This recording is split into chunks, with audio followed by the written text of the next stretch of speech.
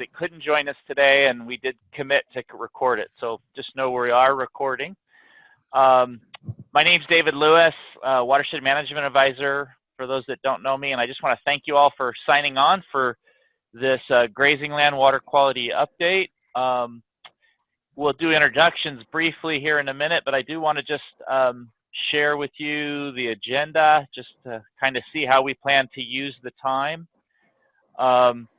We'll first start by going over the instructor's guide and lesson plan that's newly released and available as a resource for us and for our partners and colleagues to use. Doctors Ken Tate and Dr. Rob Atwill then have about 30 minutes of content to go over kind of the latest of research and some newer publications and things. So we'll give them the floor.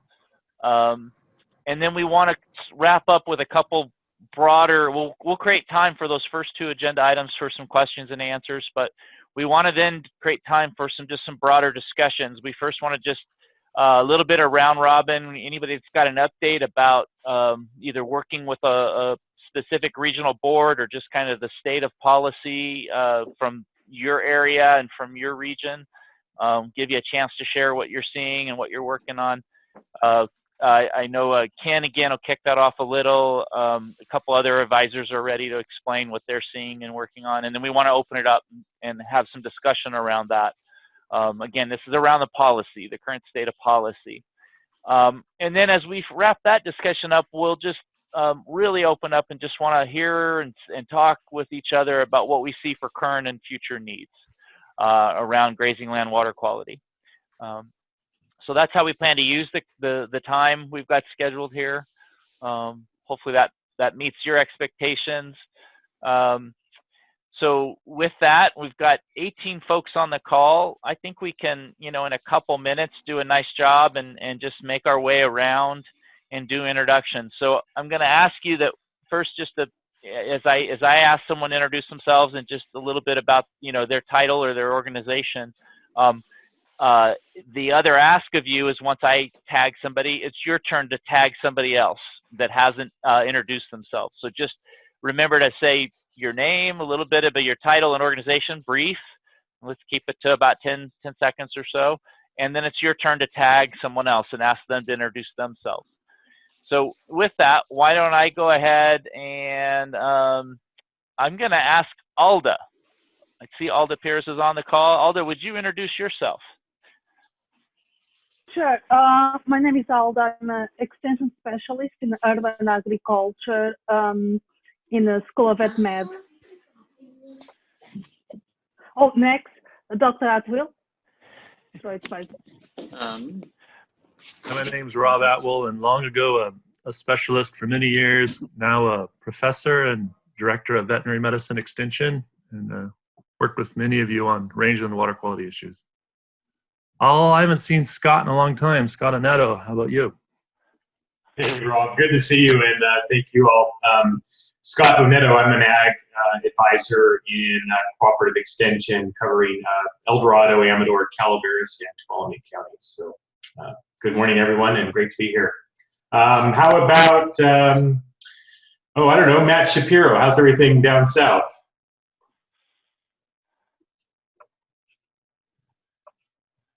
Oh, we can't hear you, Matt. Sure, sorry about that. Thank you, Scott. Indeed, Matthew Shapiro down south, Ventura, Santa Barbara counties, livestock and range advisor on the job for a little over 3 years at this point. Dealing with some water quality issues that I inherited when I started the job on the Ventura River. Also participated in the development of the short course, recorded one of the videos. Happy to be here this morning. I'll bump it over to Julie Finzel to my east. Great, thanks, Matthew. I'm trying to figure out if I can start my video. Okay, so Julie Finzel, Livestock and Natural Resources Advisor in Kern, Tulare, and Kings counties. I don't have any specific water quality issues that are come up right now, but I want to be ready and I want to know kind of what the current stuff is. So yeah, I'm excited to learn today. Do you even get water down that way? Not much. Not much. And I will bump it over to Maggie. Hi, I'm Maggie. I'm a graduate student studying cattle grazing behavior, and I've worked with Ken and Leslie and Tina Satone on a couple of projects. So I'll bump it over to Ken, I guess. Thank you, Maggie.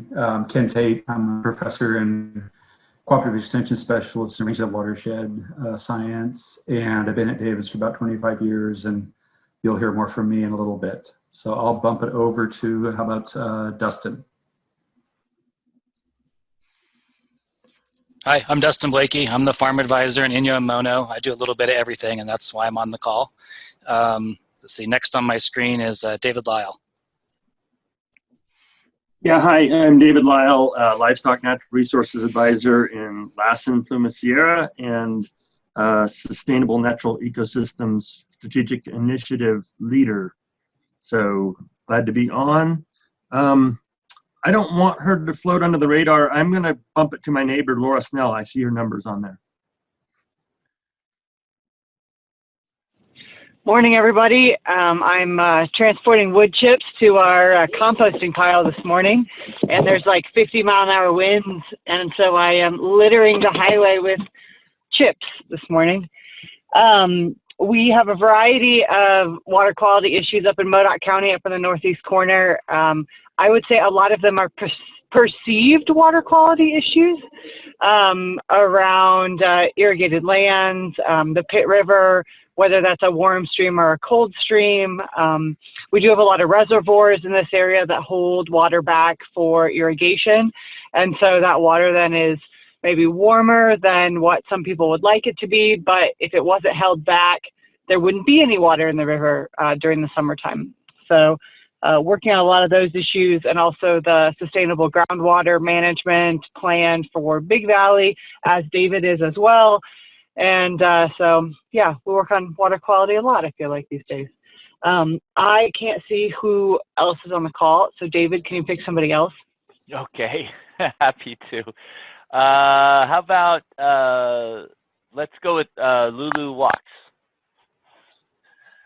Hi everyone, my name is Lulu Wax. I am a park program supervisor at Sonoma County Regional Parks, formerly with Cooperative Extension in Sonoma County, and happy to be here learning today. I will choose Leslie Roche. Hi all, I'm Cooperative Extension Specialist in Rangeland Science and Management at the UC Davis campus, and I've been in this position since about 2015. And I'm going to kick it over to, in real life, DJ. Hi, I'm DJ Eastford. I'm an associate specialist at Davis. What I do is I provide research and extension support for Ken. You gotta take it to someone. Oh, how about Rosie Bush?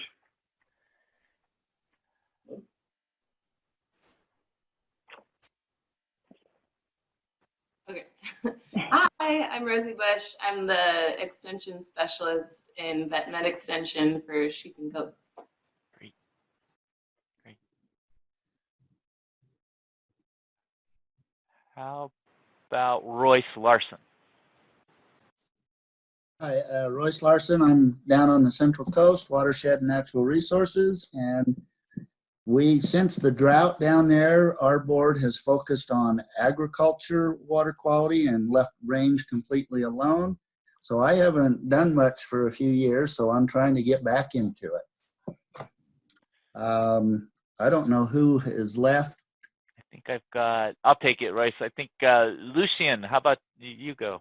Yeah. Okay, Lucian Crowder. I'm an editor with UCA&R's Communication Services Unit. I'll kick it over to my colleague, Sandy. Hi, I'm Sandy Osterman, and I'm a graphic designer with UCA&R's Communication Department, too. Great. I think that's everyone. So nice combination of folks. Thank you for making the time. we'll kick into this next topic, the Ranch Water Quality Plan Instructor's Guide and Lesson Plan. And just really on behalf of Morgan Dorn and myself, even Michael Lennox, who helped write the original curriculum, there's just a lot of thank yous to make. Many of you, and we'll get into it, we'll share one or two, I think, videos, but many of you are presenters on the instructional or educational videos that are part of these resources. Big nod to Jim Downing and Lucien and Sandy, who are on the call, and the publications team of Communication Services. They did all the layout of the PDF formats and the ways in which the resources are listed in the A&R catalog, and making that format available. So just a big thank you to them. DJ's on and was introduced, so thank you for that. And thank you for saving the bandwidth for us, DJ and Leslie, by two people on one connection. But DJ instrumental in doing the online formatting and development of the resources. So just a real collaborative team. A little more background, I think, is deserved, though. That's about the thank yous for this current iteration, but really should back up and thank folks, over 30 years of efforts to build relationships, to build a statewide partnership around ranch water quality planning. In fact, for those of you that might want to catch up, there's a really nice video that Dan Macon does as part of this series that describes that partnership. But starting in about 1995, that partnership comes together and really puts in place the tools, the curriculum, the role of cooperative extension to deliver education, and really embark on a deep research agenda. All of that moves forward with initial ranch water quality planning workshops. I think, Royce, you were involved with some of those early ones, as was Stephanie Larson and John Harper. And from there just becomes this amazing roadshow. Jim Sullins, Mel George, and Ken, along with many of us, either hosting these workshops or being on the roadshow delivering the education, really accomplished a lot in partnership with the ranching community to provide the tools and information and the research for them to be successful in specific watersheds and on their ranches. We come forward, and Morgan and I were involved with our regional board here in the Bay Area, the Region 2, on a specific set of grazing conditional waivers in Tomales Bay and then in the Sonoma and the Napa Creek watersheds. And as part of those efforts, and specifically the Sonoma and Napa Creek watersheds, we were able to have a 319H grant that let us write the original curriculum. And then through some support from the Ristici Foundation and RREA, a Renewable Resources Extension Act award, we were able to get time in the studios to capture the videos and also work with the publications team and DJ to put the resources online. And so just wanted to really highlight that background and why and how we got to where we're at with this current set of resources. These resources, we hope, are available to you, plug and play, either to deliver a short course or to grab a video and do some learning for yourself, or just insert it into a different program. I think you'll see, as you maybe have already looked at them, the video resources, the curriculum, the lesson plan really is a tool that you can use to adapt and use in many different ways, as well as run a full short course should that be what you need to and want to do. We also see it as a resource for our partners. And Lulu, really great that you're on, but organizations and agencies like county and state parks, RCDs, other partners and organizations, the regional boards, making them aware of and using these resources going forward is really what the intent was. That maybe that roadshow is not possible the way it used to be, but we still have content that's really relevant. In fact, newer content, you'll see some today, that we want to keep making available. So that was the overarching goal and some of our objectives and the intended audiences. This today is meant to be a little bit of an internal meeting, just so that you all can get to know about these resources and get caught up. Know that we are, for the instructor's guide and lesson plan, we are doing some outreach, targeted outreach, and we welcome working with you if you'd like to be involved, or we have some copy we can give you. so that you can do some outreach going forward, like in a blog or to regional board staff, RCD partners that you work with. So be thinking about that. I'm happy to coordinate some of that offline and afterwards, but a little note in the chat or just raising your hand and saying that sounds like something I'd be willing to do in my region. We're totally open to that. So with that little bit of background, let me share some resources. Let me just go through a couple things with you and kind of give you an overall look at what the instructor's guide looks like in its different formats. So hopefully you're seeing an internet browser, hopefully Firefox, kind of just a quick thumbs up, that's what you're seeing. Number of tabs open in the ANR catalog. Is that what folks are seeing? Yep, we can see it. Okay, okay, yes. Just looking for, okay, great. So again, in the ANR catalog, the different resources you need are available in PDF format. And so the Ranch Water Quality Planning Instructor's Guide and Lesson Plan, when you click through to the download, it looks like this. And I'm going to demonstrate the resources with the online version, but I just wanted you to be able to see that this is what the Instructor's Guide looks like and the way it's branded, so that it'll start to kind of, meld into your mind a little bit. So I'll come back to the content through the UC Rangelands. But the companion to the guide is the actual ranch water quality template. So this is what the template looks like. You notice the similar graphics and branding. That way they look like companion documents, and nod to Lucien and Sandy for their layout and their copy editing on both of these products. Really, really appreciate the deep dive they did for us. One of the things I want to, before I go to one more ANR catalog resource that I really want to point out is when you click on this particular, say the template, and you enter and it comes up before you download, down below are the related items.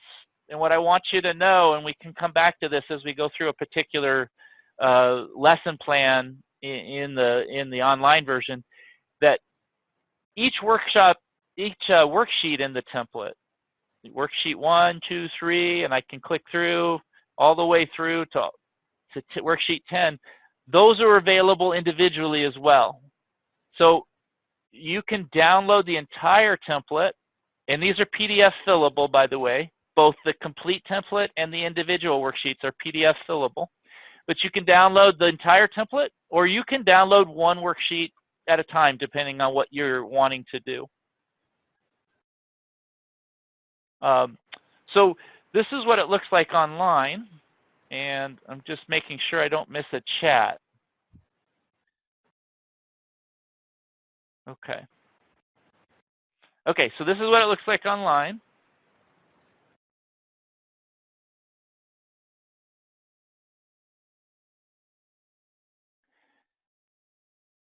I'm sorry, through the catalog and as PDF. And then what we can do is jump to the hubs. Jump to UC Rangeland and jump to their hub page. I'm going to refresh that just real quick. There we go. You jump to their hub page, and then you jump to Ranch Water Quality Planning, Instructor's Guide and Lesson Plan. And this is, again, with a lot of gratitude to DJ and his time and effort and his, I'd say, science and artistry and webmastery work. Just really, really wonderful the way it's put together. Same content, same resources, with a left-hand navigation bar here to jump to different sections. And this is where I'll take another 5 minutes or so and just kind of get you inside what the guide has. So you can jump back and forth to sections by just using this left-hand navigation. I'm going to scroll myself. You can scroll as well.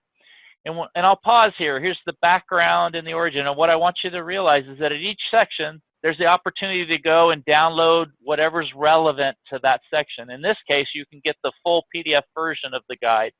So they're integrated. The PDF version and the UC Rangelands, the online version, are integrated.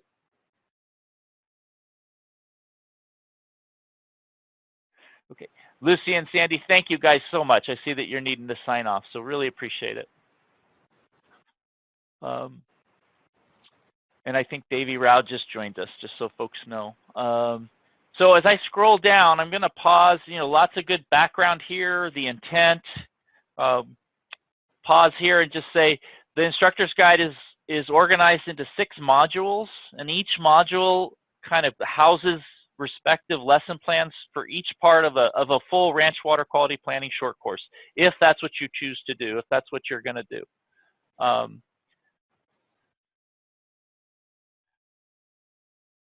Two really important elements, and it's in the PDF version as a table, and it's in the online version as a table that can be opened and collapsed.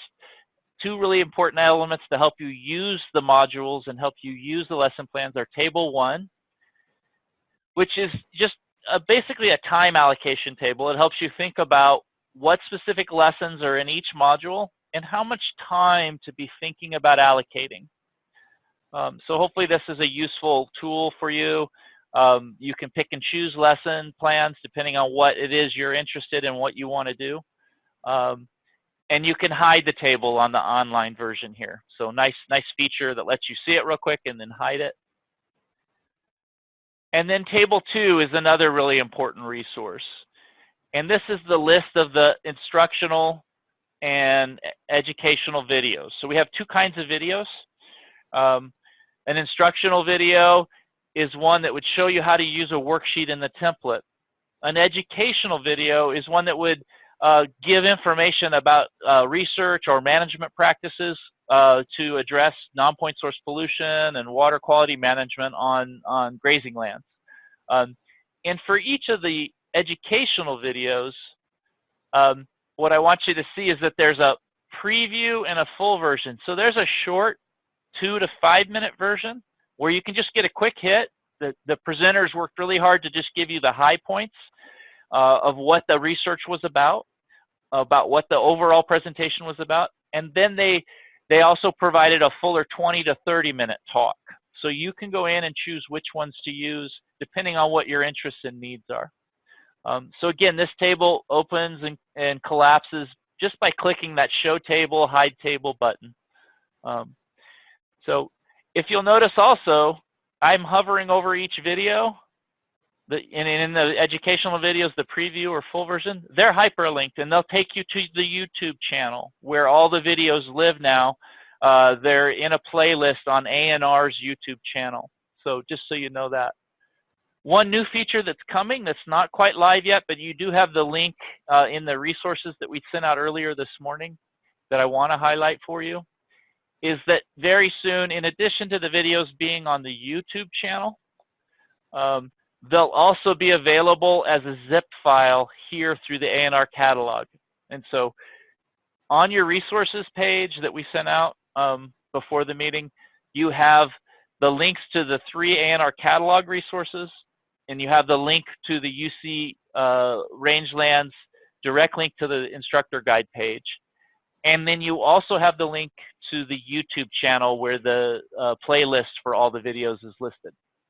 So I'm going to go back to UC Rangelands, and I'm going to go ahead and jump into, I think it's Module 3, and see how these are anchored, and up jumps Module 3. And I'm going to jump down to Lesson Plan 6, and just kind of go through what this looks like. And again, look here. Hopefully you're noticing I could click through and get Lesson Plan 6 as PDF if that's what I want to do, if I want the PDF version. But it's also step-by-step here for you to use. And you can work through and notice that we've provided you learning objectives, ways to hook the audience, purposes for this, what types of materials and speakers to look for, and we highlight which videos are relevant if you don't have a local speaker, and notice those videos are hyperlinked and they'll take you to the YouTube channel. And similarly, here's the worksheet and an instructional video about filling out worksheet 1, and you can click through to that. We again reemphasize the time allocated to run that lesson plan. and give you kind of the recipe then, the procedures, and just kind of move through some other things for you to be thinking about in terms of the assessment and getting debriefing the lesson if it was delivered. Other kinds of documents that you can find that are relevant. Again, those are hyperlinked. And then how to get ready for the next lesson.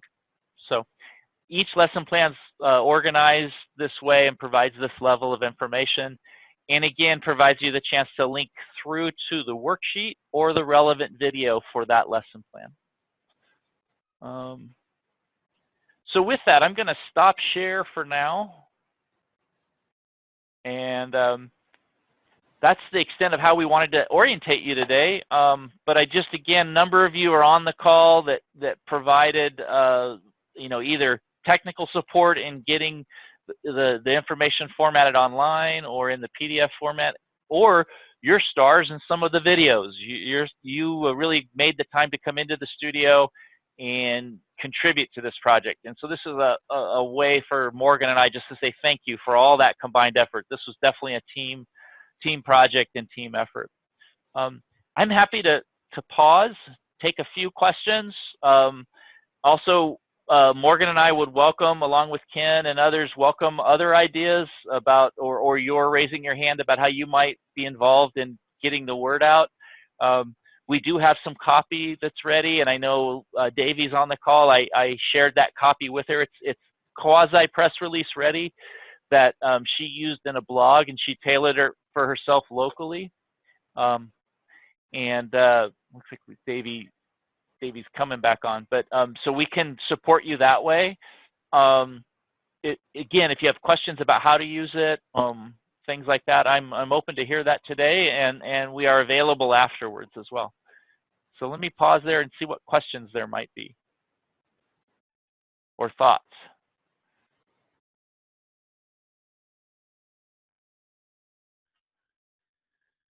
Have folks taken a few minutes to kind of surf the resources and look at them?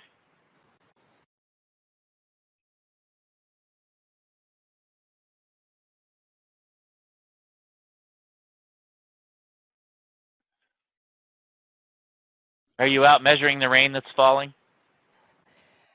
Hi, David. This is Julie. Yeah, Hey, Julie. I when the email came out and it looked like it was available online, I went and I looked at it and I checked it out a little bit. I didn't go through the whole thing, but it looks, you guys did a great job. It turned out really great. So I'm glad. I'm happy. I'm really excited for it. Julie, do you have some ideas how you might use it? Even like one of the videos? I mean, you're in one of the videos. You did one of them, but anyway, do you have some ideas? I was just sitting here trying to think of ideas, and I posted it on my Facebook page, so I'm hoping to kind of start to get people thinking about it, and I'm going to put it in my newsletter, and then hopefully I get some interest, and then I can walk people through it, or maybe if there's enough people, I can hold some sort of virtual course or something. So I just wasn't kind of trying to drum up some interest and see what we could do with it. Yeah. Yeah. No, great. We've done a little bit of outreach, and we've done more than a little bit. We've done outreach with our partners, say cattlemen's, wool growers. They all have the copy. They've been putting it out in their different newsletters. But I think even the short preview educational videos could be, you could write a blog about a topic and link to that video and say, learn more here or something. I mean, there's ways that those short previews could then lead to discussions and discovery of content. So I haven't yet done that, but open and welcome for others to think about those ways. Yeah, great. And Davey, I was just mentioning that you did some outreach already, both to your local regional board contacts, I think, and then in your blog. Yeah, I definitely reached out through my blog, and I just want to say my internet is super spotty, so okay. I'm sorry I keep jumping, falling off the call and coming back on. Sorry about that. No problem. The storm's coming through, I think, for sure, at least here in Marin. I don't know about that as far south as you all. David, what's the conversation? This is Matthew. What's the conversation with the State Water Resource Control Board been? Are they, I know GRAP fell apart. I mean, how is this going to integrate into the future of their regulatory efforts, and will there be an opportunity for ranchers to get ahead of the 8 ball and complete this course and sort of be not immune from regulatory action, but at least demonstrate a proactive approach? I kind of think I'm going to answer your question first in a very simple way about contacting the state and regional board staff, and then maybe save the second part of your question, I think, and Ken, if you'd agree, we'll bring that up in kind of the third agenda item, kind of the state of the policy. That's a really important question, Matthew, and one we want to make sure we cover today. For the outreach part, Ken has sent some emails to the state contacts he's been working with, and he maybe wants to share a little bit about that, or can when we get to that third agenda item. Morgan and I are working across the North Coast and the San Francisco Bay region to do some outreach. We're open if others have relationships with other regional board staff and they want to use our copy to make contact, like Davey did with the Central Coast folks, Central Coast board staff. Just making them aware right now has been the first step that we've been doing. Yeah, and then we do want to come to your question, I think, in the third agenda item. What does this mean going forward? Ken, I find myself in a little bit of a pickle where I've tried to encourage producers, especially in Santa Barbara County, to think more about getting ahead on water quality, and they're reticent to do so. I think they almost don't want to make it an issue if it's not an issue. And I know that this is a phenomenon I'm sure many of you who've been working on this for a long time have encountered also. And so it's just interesting. I don't know if I proactively introduce this curriculum, if there's going to be a lot of takers, because they almost don't, they don't want to deal with it unless they have to.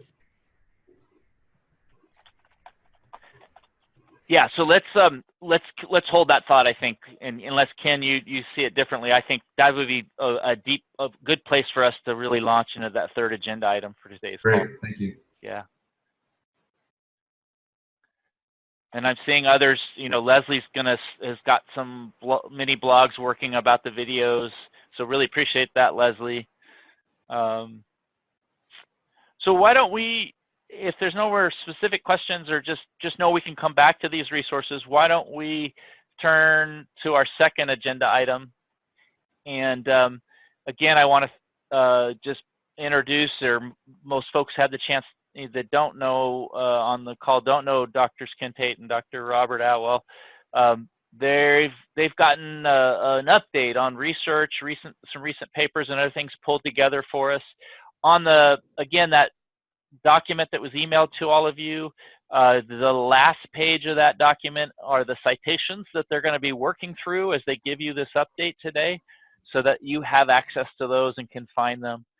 So I think with that, we'll work through Ken's presentation, about 15 minutes or so, and then likewise, Rob has about 15 minutes, and then we'll open it up to questions, if that sounds good to Ken and Rob. Yeah, that sounds fine. Okay, so let me get to the talk, and I'll share. And then, okay, tell me what you're seeing now. You see the lead slide in presenter mode? Yes, I do. Okay, all right.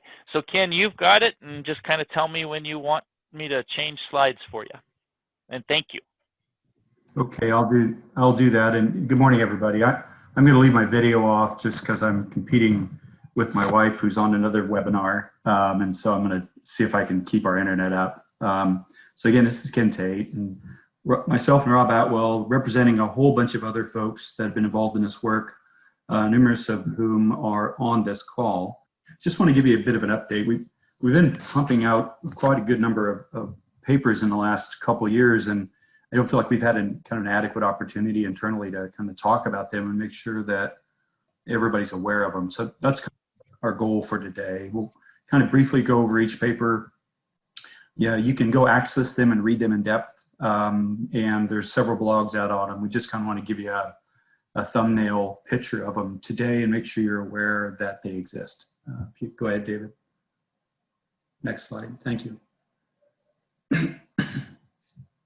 So I'm going to kind of cover 3 themes of work that's come out recently, and then Rob's going to follow up and cover 2 other themes. So I'm going to talk about grazing management for riparian health and water quality. There are 3 recent papers on that. Talk about a global meta-analysis that Leslie Roach led for us on grazing and soil health, and then some recent work that we've done examining microbial water quality standards. And then Rob's going to talk about some work that he's been leading with his group on livestock as a pathogen source. And although it's not specifically water quality, it's very closely related, the potential role that livestock might be playing in some of these leafy green outbreaks that we're seeing on the Central Coast and now, throughout the Western US. Next slide. So the first 3 papers, and this is, there's 3 papers that have been published recently. The first one is Kelsey DeRose et al., which was Riparian Health Improves with Managerial Effort to Implement Livestock Distribution Practices. Paper David Lewis, Management Practices Mitigate Cattle Microbial Water Quality Impairments of Coastal Waters. And then a paper, again, led with David and others, including myself, Increases in Soil and Woody Biomass Carbon Stocks as a result of rangeland riparian restoration. And so I'll walk us through each of these. David, if you'd go to the next slide.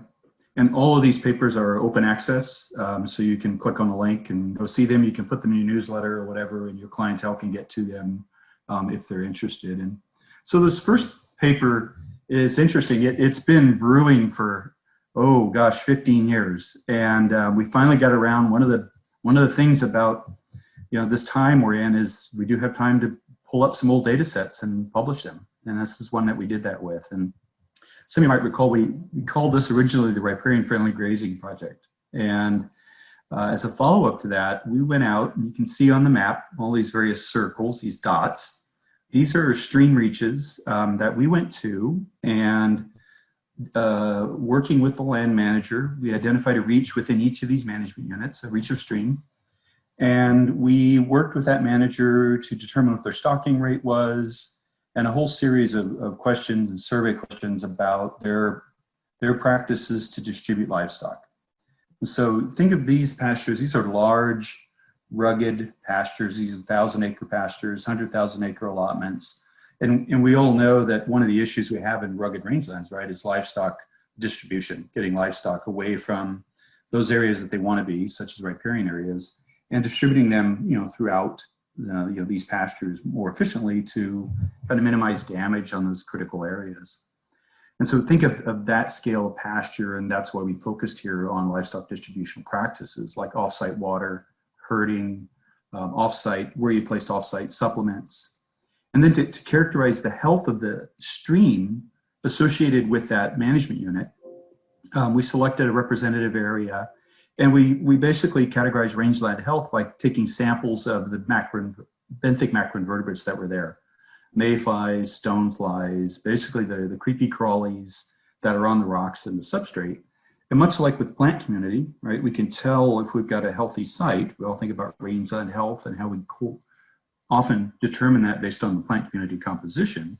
It's no different. We're looking at the community composition of these macroinvertebrates in the stream, and they tell us a lot about the health of the stream based on the diversity. If you've got a site that's dominated by species that are very tolerant of pollution, that might indicate that you have a polluted stream, vice versa. So next slide, Dave. And so what we found, I'll walk you through this, thinking about the results first in the text, the bullets. So we found that riparian health was not correlated to stocking rate. So we did not find a reduction in riparian health with an increase in stocking rate. And one thing to keep in mind is stocking rate in these systems is really low because they're large, rugged pastures and allotments. And you might have 200 cows and 50,000. So stocking rate per se is not surprisingly not correlated. What we did find, there was no correlation with the simple implementation, yes, no, of distribution practices. So think about it. We asked this manager, do you have offsite water? Yes or no? Most of them say, yeah, we have some.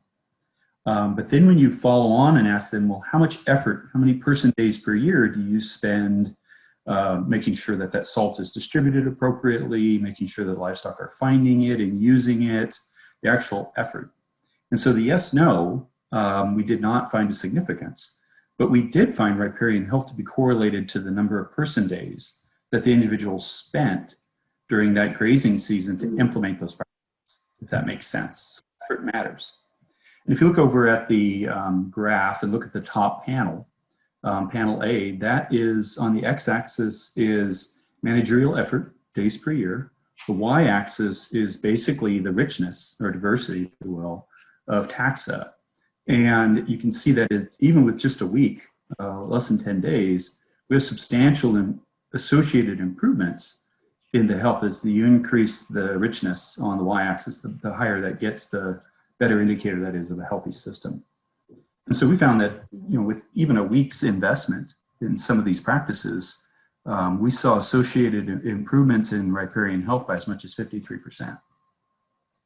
And so this fills a bit of a gap in the research literature. There's been several reviews on the effectiveness of these tools. Gosh, I remember 25 years ago, Rob Atwill and I were in a meeting talking about the mice alarm in Tahoe about whether or not these practices would work.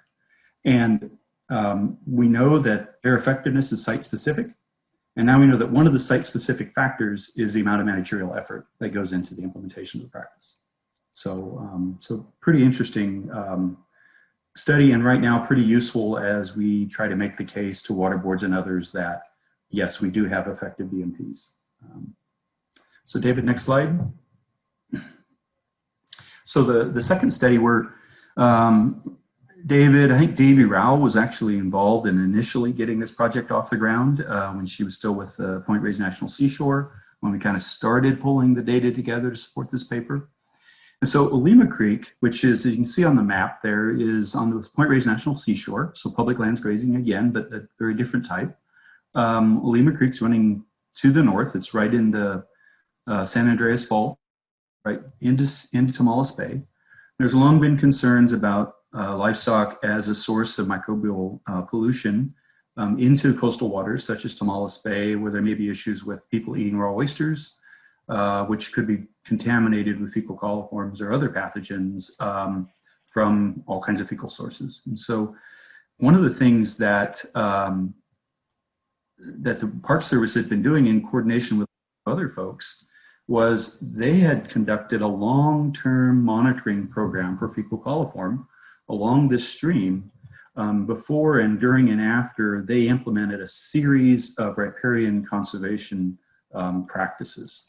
Riparian fencing, off-site water, a real campaign of BMPs to basically target and eliminate areas along the creek where livestock grazing was believed to be contributing to pollution. So we reported on this long-term trend. David, next, please.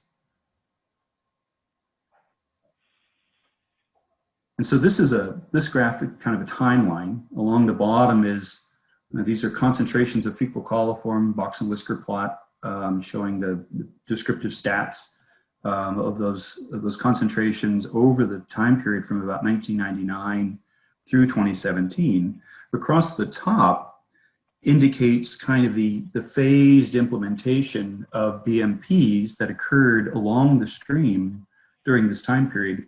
And you guys all know that these types of campaigns are funded by 319 funds and other types of projects where you get a grant to do things in a watershed. And that's kind of how this was. And so there were these periods. And it's just, we found, long story short, we found a 95% improvement in water quality following the first round of these conservation practices. So substantial long-term benefit from practices taken to improve grazing management along Olema Creek. So these practices do work. Next one, Dave. And then another from the North Coast, this is kind of the last paper out of a long study that we've been doing there on trying to understand the benefits of riparian restoration on North Coast rangelands. And I think this would apply to any annual rangelands or any rangelands in California.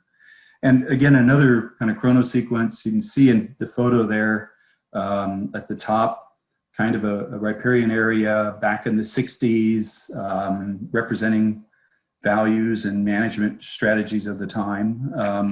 That same photo in modern times after activities to restore it, to get a management handle on grazing, to reintroduce some willows and other types of species, and just transforming, that reach of stream. And so we went across, these several northern counties, measured soil and woody biomass carbon stocks across restoration projects that ranged from 1 year old to 45 years old, kind of a chrono sequence. David, if you go to the next one. And so we found substantial benefit to mitigating global climate change, and that riparian restoration should be considered a carbon accounting and any associated financial compensation mechanism. If you look at the bar chart, tons of carbon per hectare in each reach, whether it be restored or unrestored. That's at the median age of 20 years post-restoration is substantial. They actually, David and Virginia Metz, they worked to kind of map this across all of Marin County. If we were to restore all the streams in Marin County that needed to be restored in rangelands, the value of this at current per ton carbon prices would be about $1,500 US per kilometer of restored stream. So substantial return on these investments, not to mention the benefits associated with this kind of restoration for in-stream habitat for fisheries, which is documented in another paper, and reduction in erosion and improvements in water quality. So there's multiple benefits to these types of investments. Next one, David. So a paper that, there's a lot of discussion about grazing and soil health these days, and there's a lot of blogosphere information out there. There's a lot of agendas being advanced, and I think it's important to realize that we do know quite a lot about grazing and soil health from existing research, and there's more that needs to be done, but quite a bit is known. And so with Leslie's leadership, we conducted a global meta-analysis of grazing impacts on soil health indicators. So basically what you do is you look at the entire literature that's out there that's published, you scrape all the data out of them in terms of the effects of various grazing strategies, rotational grazing versus, say, season-long set stock, and grazing intensity or stocking rate, on how those correlate to things like soil bulk density, how compacted the soil might be, soil carbon. And so this gives you an idea of where the studies that we used in this meta-analysis were across the globe. And you'll see there's some glaring voids spatially across the globe. There's need for additional work on these areas. But from that current literature, we could find, David, if you go to the next one. And so the results of this meta-analysis across all these papers was, and people don't like to hear this, but it keeps coming through resoundingly clear. Any grazing intensity or strategy increases soil compaction relative to no grazing. There are very few papers out there that demonstrate reduced soil compaction with grazing compared to no grazing. I think the key in thinking about this is some compaction of the soil is going to happen. The key is not to compact soils beyond the limit to which water and roots can penetrate. And so there may be a statistical effect. The key is whether or not there's a meaningful biophysical effect on the soil. We did find some support for rotational grazing, and that rotational grazing was correlated with reduced compaction and increased soil carbon relative to continuous grazing. One of the shortcomings in all the published literature is most of these studies don't really describe their grazing strategy well enough. They don't quantify it. So we couldn't tease apart intensive rotational grazing systems versus extensive rotational grazing systems, which would be really helpful in these rangeland systems. We did find that reduced grazing intensity, reduced compaction, and increased carbon stores. Obviously, site-specific conditions such as soil texture and total precip moderate grazing impacts. Sandy soils and wetter environments are more resilient to grazing, for instance. And there is some potential for rotational grazing to create some climate change mitigation opportunities over continuous grazing. So, next. And so this will wrap me up and transition to Rob, I think, because we start talking back about microbial pollutants. And so the recent paper that we conducted to try to understand Microbial water quality conditions associated with livestock grazing areas. These are primarily public lands,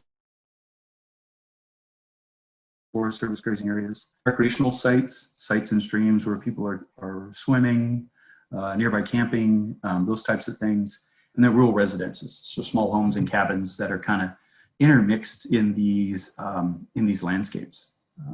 And Rob will talk about this some more, but we have a lot of discussion and debate about fecal indicator bacteria, so fecal coliform, generic E. coli in California, and because those are the bacteria that we have water quality standards set for.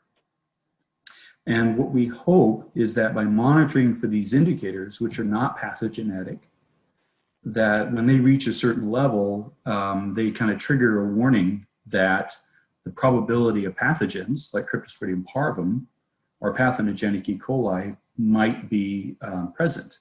And there's been we know that unfortunately, these correlations are weak. We know that these indicators do not do a good job of indicating pathogens, yet we have numeric water quality standards for them. So we have some issues with this.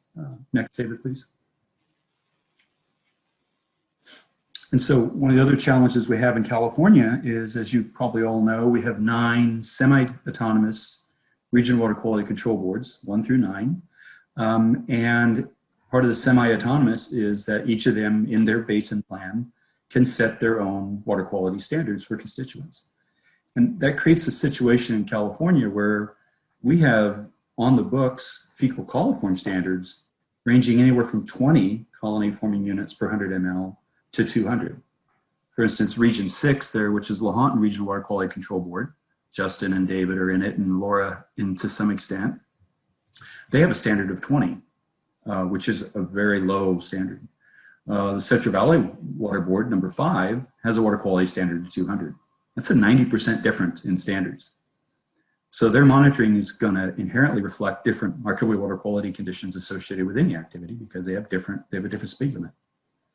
And then we have some programs in California that have a E. coli microbial water quality standard. The state water board just adopted an E. coli standard of 100 and recommended that all regions move to that standard based on EPA guidance and the fact that we know E. coli is a better, more modern microbial water quality standard than fecal coliform. And so we're kind of in a bit of a difficult place because depending on where you are, what your zip code is, the perception of what water quality is might be different. David, next one, please. And so we did a study where we found multiple sampling sites. We chose the Upper Susan River, up where David is, the Upper Stanislaus River, Scott Oneto's country, and then in Bridgeport, East Upper Walker River, and we established monitoring sites across those basins that basically sampled directly below grazed areas, directly below recreation areas, and directly below residents. We collected over almost 600 samples and tested them for fecal coliform and E. coli. And basically what we found was that fecal coliform standards could overestimate contamination by as much as 400%. So if we take EPA and state water boards recommended E. coli standard of 100, if we use Lahontan's 20 standard, it was over 400% inflation of exceedance, almost a 60% inflation of exceedance compared to the Central Valley fecal coliform standard of 200. In the case that we're making, and this was across the board, it didn't matter whether it was a grazed site or a recreation site or a rural resident site, that didn't matter. We're trying to make the case that the regional boards should indeed move to the 100 E. coli standard to help harmonize across the regions. And the issue with a standard like the 20 is you have problems everywhere. Everything's a problem. And so how do you, if everything's a problem, how do you identify true fecal pollution sources and how do you target VMPs? We know from the past work, that we can get a 95% reduction in fecal coliforms if we target our VMPs correctly. And we have limited resources. And so, having standards that essentially can't be met really hinder our capacity to really target VMPs. And it misrepresents the water quality conditions to stakeholders, resources managers, and policymakers. And I think some of the issues that we have seen in the past, where there's predictions of great water quality impairment in some areas and not others, is driven to some extent by, I think, policy. David, the next slide, and then I'll be done. So this just kind of shows you some of that. If we look to the first, where I've got 14 circled, those are the percent of sample sites that exceeded the E. coli standard of 100. So we have 14 sites exceed that standard overall. Recreation, we had 10%. Grazing, we had 13%. You'll see rural residences, we had 50%. So there's some issues with septic tanks and other things out there in this landscape that need to be addressed. If we look at Region 5, which is the Central Valley, local to 22, with their fecal coliform standard of 200, we had 57% exceedance inflation compared to the E. coli state EPA recommended number. And then if we go to the last one, circled the 79 out of 79 sites, 79% of sites exceed, that's a 460%. So looking at the same land use across the same landscapes, we see orders of magnitude difference in perception of water quality exceedance, regardless of land use. And so we find this to be a real challenge that needs to be addressed. With that, I might pass it to Bob. David, I don't know if you want to hold questions or how you want to go. Yeah, I think if it's okay, we will go to Rob, and then we'll open up for questions. I'm going to mute a couple phones there. So Rob, you should be a co-host. You should be able to share your slides. All right. Can you guys see that? Yeah, coming through well. All right, I'll hum right along because I know we're getting a little we're thin fine. on time. And we're good. I've shared this slide for a long, long time. And Ken asked that I'm a latecomer to the meeting to touch on a publication that came out last year, but it's based on many years of research and some molecular work. But in terms of trying to really pin down the role of livestock when we detect an exceedance, as Ken was talking about, particularly if there's a kind of cease and desist, we found a pathogen in a community water supply, always a lot of angst in terms of what's occurring up on the landscape. And it's helped a lot of us try and break it down into key processes, set up projects to clarify those processes. And so I'm very briefly, just yet again, talking about livestock shedding and a little bit in contrast to wildlife. So the first step is you need to have sufficient shedding by the target host species for it to be an important source. I just think that's practical. It's very politicized. So pathogen loading, and then step D, interspecies infectivity, is what we think is infectious for humans, actually the culprit. And so there's always newer, more sophisticated tools that we employ. And that's a little bit what this story is about. What we thought was a pathogen in the past for humans, once we drill down into its DNA, we find out, that's actually a rare cause of human illness. And as a consequence, cattle may not be the key source. So as many of our projects, it's a partnership between advisors, specialists, sometimes agencies, and of course the private property owners who own the cattle. So thank you all. You know who you are and you're on the publication.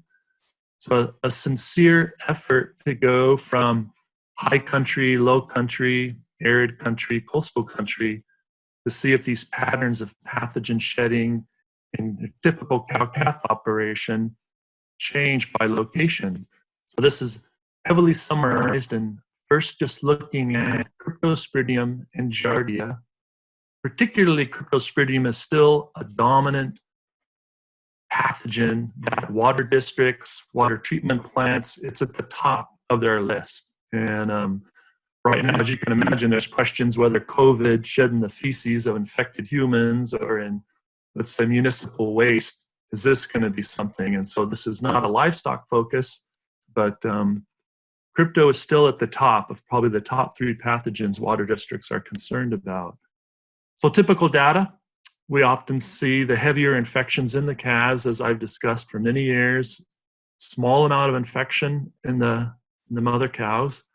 Similarly in Giardia, probably twice as high, a bit higher prevalence. This is very typical in cow-calf, and about half of the prevalence in Giardia.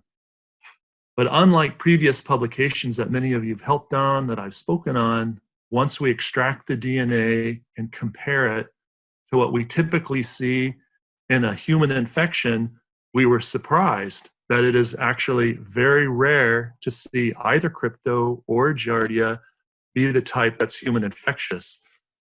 So you can pull up the publication. You know, it was listed by in David's agenda, and read for yourself in detail if it's of interest about these different species. First, we'll start with Cryptosporidium. This is Ryanae, so it's probably named after someone. People like to name pathogens after themselves or their friends for whatever reason. I tried to name one after Ralph Phillips before he retired, and he refused to be named after a parasite. So we did name one also. So Cryptosporidium ryanae is the most commonly found crypto in our cow-calf operations, at least during the time of study. This is basically considered a cow-specific pathogen. Looks exactly like C. parvum if we had seen this 20 years ago, and I would have called it C. parvum in the lab, as would anyone else. But we've parsed it out and really clarified what causes human infection. Then you see 20% of the infected cattle were shedding C. bovis, and as the name conveys, it's mostly cattle specific and rarely found in humans. Then we found one hit in a calf of C. andersoni, nice professor up in Idaho who has long since retired and discovered this. It goes into the gut instead of the small intestine. There's a few cases in all of human history associated with C. andersoni. None were C. parvum. So this was shocking to us that basically in a statewide survey, yes, we could have tested more, but we did not find any C. parvum, unlike we and others had claimed years ago when we didn't have these molecular tools. Even more striking is the Giardia. The type that infects humans is called assemblage A and B. You don't see any A and B in these fecal samples. You see assemblage E, which is strictly cattle, and assemblage C, for some reason, is dog specific, but it's showing up in these bovine samples. So go figure. So very low human infectivity to these strains. So we're like, this is amazing news, and just wanted to make sure all of you are aware of it. And if folks are making claims that we've heard, beef cattle, at least cow-calf types, out on range in California shed these nasty pathogens and they're making my XYZ sick, you would just say, you know, the research suggests that that may not be a leading source. We can't say all cattle will follow this pattern, of course, but this is encouraging for the cattle industry. When you look at the salmonella, that was also part of this study, and E. coli 0157. So now we're moving much more into, do cattle contaminate the landscape? It starts to rain, as we're literally seeing today. We rinse it off first flush, move down to the valley floor. Now it becomes a produce safety. So that's why water, when I'm speaking about this, is involved in the link between livestock on a hill slope and the vast produce fields of California. That's one of the leading suspicions. If you look at salmonella, you don't find anything. So this is shocking. If you grab a random sample along the coast in many of our major rivers in the Central Valley, about 30% have low concentrations of salmonella. I would not list cattle as my leading source given this data, and then I'll show you an earlier study on the Central Coast that shows the exact same low prevalence of salmonella, either calves or the adults themselves. So we feel pretty strongly about this result. E. coli 0157 is interesting. This is smoothed data across these 20 herds. The vast majority of these positives came from 2 herd visits from 2 different herds. So I break it down a little bit. This is a separate publication. 11 of these 20 herds that we visited, we didn't take a huge number of samples, I agree, limited budget, but they never had a positive. So we get a little worked up, and I'm being a little bit colorful with you guys because it's an internal meeting. oh, cattle are the leading environmental source of E. coli 0157. And I typically challenge that whenever I hear it. And I say, I'm sorry, that doesn't fit the California data, at least for cow-calf operations. When we did a herd visit, you collect your 40 fecal samples. The majority of the time, all the cattle tested negative. When we did get a hit, the herd prevalence was 2 to 8%. It didn't consume the herd. Again, we just kind of show up randomly. You guys help set up the herd visits. We're not timing it, anything like that. Just when they have the cattle up during traditional production practices. The 2 hits we did get of high prevalence are of concern. One was 37%. Well, that's a sizable proportion of the cattle that we tested all at once testing positive. And another one, quite surprising, I think it was an academic herd, interestingly, 88% of the cattle tested positive. The next time we went back, it disappeared. Still can't tell you why, and that's super frustrating, but that's a pattern we've seen in previous studies. So this is the second time I'm emphasizing when we've seen very low salmonella, relatively low E. coli, and the E. coli is generally absent, and then we get a short spike and it disappears. So I know I'm sticking my neck out a little bit, but you know, after 20 years, you can stretch your neck a bit. I would say cow-calf operations in California, at least based on these 2 studies and prior work, are not a significant source of human infectious crypto, human infectious giardia, or salmonella. It's just these infrequent spikes of E. coli 0157H7 that we've seen in cow-calf, and we can't predict them. That's of concern, but it doesn't mean they're perennially a source of E. coli 0157H7. Many of you have seen this earlier work, and what I just want to show is the beef cattle. This was a 3-year longitudinal study. Thank you, Royce and others who persevered through this very painful, trying to convince ranchers to participate, very politicized. After the produce outbreaks, 2.5% of the beef cattle in that region of California tested positive. Again, limited to 1 to 2 herds. And the salmonella, almost exactly the same. You see cattle 1 out of 795, and here 4 out of 1,412 tested positive for salmonella. So I'm like, guys, and it's not the salmonella. If you get a hit, top of my list isn't cattle. I'm going to be looking at wildlife more importantly. And then just to contrast, again, I know we're focusing on water, but what goes often not appreciated is how infected our rodents are out there on a working landscape. So in this case, you're down in the Salinas Valley region. They're often flanked by a cow-calf operation across a barbed wire fence. We get heavy infections with Cryptosporidium and Giardia. If you standardize it to a gram of feces, it's that number, 4.3 times 10 to the 8 oocyst. About half of them, when we fingerprint them, look like they're human infectious. So it's a very different pattern than what we see in cow-calf. To make it kind of fun, you drill down and say, what about that little fecal pellet you found in your coffee cup when you were camping? I'm like, yeah, if you're unlucky, 25% of those rodents are shedding crypto, and that one little stool, little 5 milligram rice grain, it's got 2 million oocysts in it. So it goes underappreciated how commonly infected these rodents are. So why talk about produce? As I mentioned, I know this is rangeland water. It's because livestock are a key focus of the regulatory community and the produce industry. In this view, we're down in Salinas Valley. We're probably looking east. You have a cow-calf operation in the far distance. You have beds of produce right here.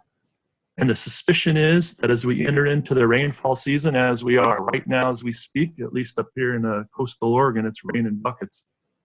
You're going to worry about once the soil's wet up, you guys know it better than I, X amount of inches, we get overland flow, we scrape the surface, and we begin moving that material down slope. That's what the industry is looking at, rangeland runoff. So if you dig into these 2 publications, you can have a copy of this, and I can certainly forward this to David, forward to everyone else. The FDA's 2020 Leafy Greens STEC Action Plan, front and center in this action plan, we will protect America and safeguard produce, which is a laudable goal, will be land use and livestock production across the fence. Even in greater detail is the California Leafy Green Marketing Agreement, their food safety metrics. This is the October 2019 version.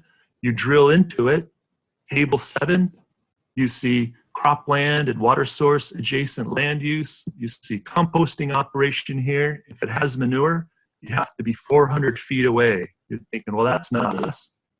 I'm like, oh yeah.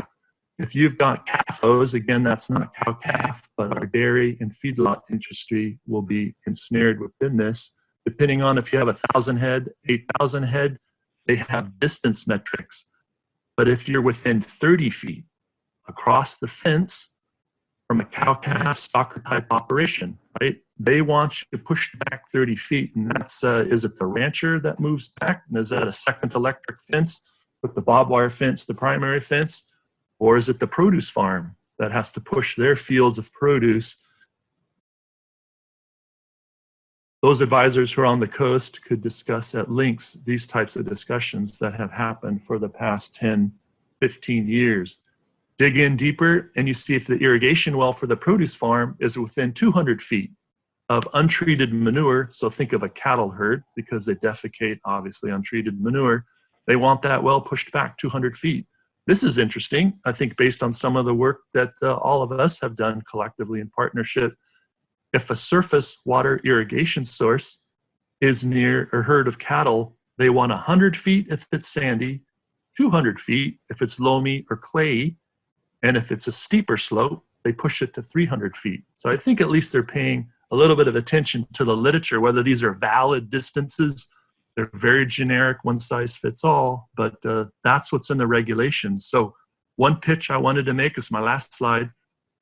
I think members of this group on the call today could meet with the California Leafy Green Marketing Agreement Group, their technical committee, Scott Horsfall's the president, and summarize, just as you showed, some of the rangeland water quality BMPs and get that in the hands of this group so they can educate their membership.